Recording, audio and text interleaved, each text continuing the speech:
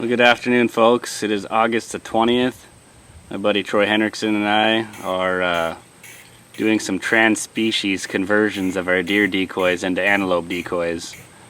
Saw this on a YouTube video of a guy hunting some speed goats, and it looked like it was fairly effective having a couple decoys out there, and we both had carry light deer decoys that neither one of us really use a whole lot just because our rut falls right in the middle of rifle season, so we don't really want to be toting deer decoys around. So to get some use out of them, we figured we'd convert them into antelope by spray painting them up, and neither one of us can really leave well enough alone, so we've kind of ran off with some crazy ideas to get these things to look really cool. We got removable horns. I went and bought some fake eyelashes at the store the other day so I can glue some fake eyelashes onto them, because antelope have pretty giant eyelashes, so not that that's going to be the difference between killing one or not, but we just like to have nice things. So we're getting them painted up right now. Happy Henry's about got his all finished. It looks pretty awesome. Definitely going to pass for a goat.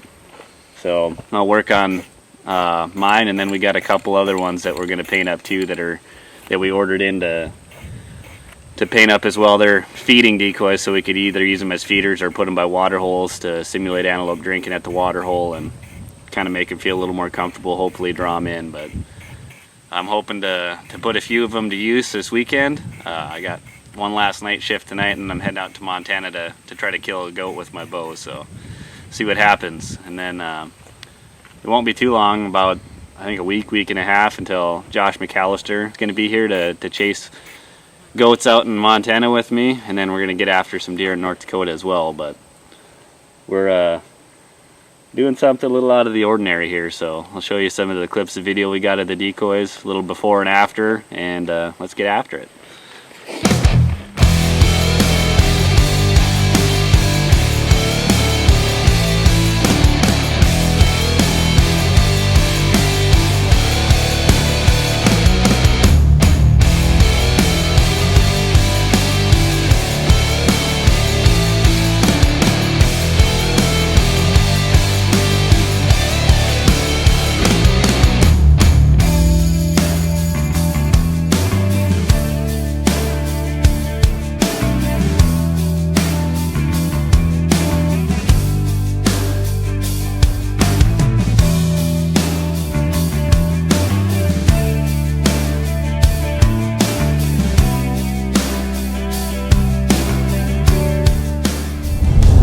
Good afternoon, folks. It is August 21st, and I am en route to central Montana to chase some speed goats today. Just got done working 4 night shifts. Got off work at 7 this morning, ran home, got everything packed up, got all the blinds loaded up, the decoys in the truck, coolers loaded with ice. I believe I got everything that I need.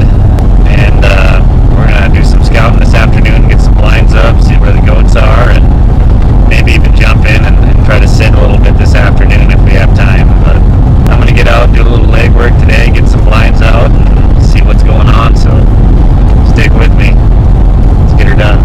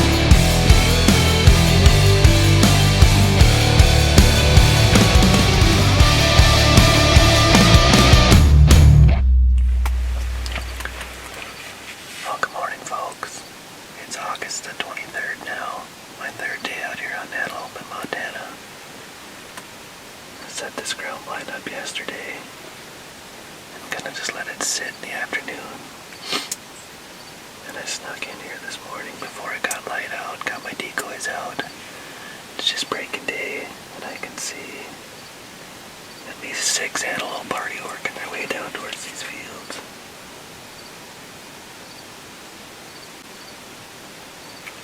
There's a shooter buck. Follow those does. They're coming this way, so get everything ready, and with any luck,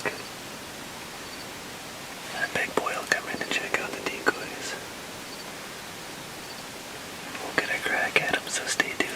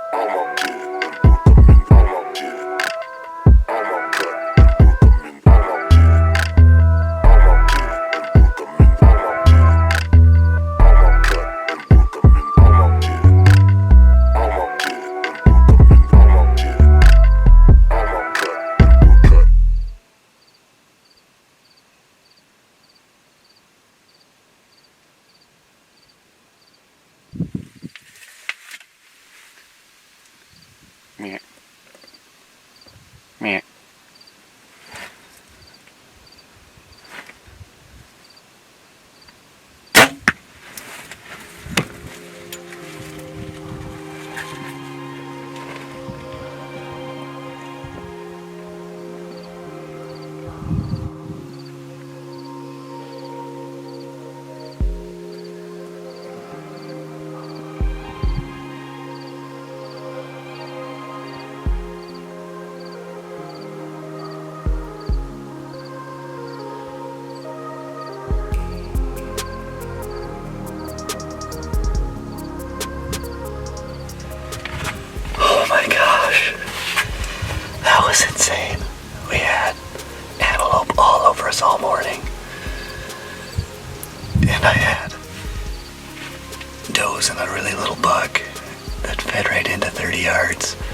decided not to shoot them because there was a couple other bigger bucks. I think there was 4 bucks total that come down into this field. And this was the 3rd biggest. There's 2 super good bucks in here, but they didn't really want to come in and check out the decoys.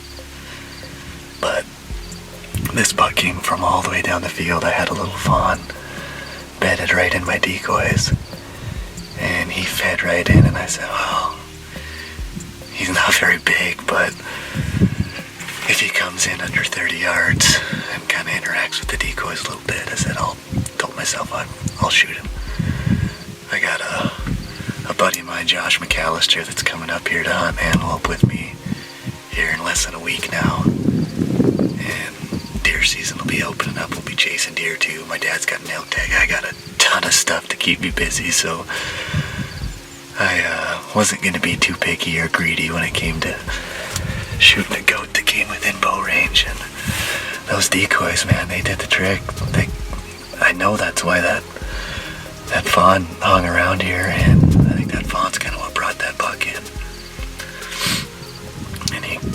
And he was, I think, 24, 25 yards. He turned and was quartering towards me a little bit right before I shot. I think the shot still looked good.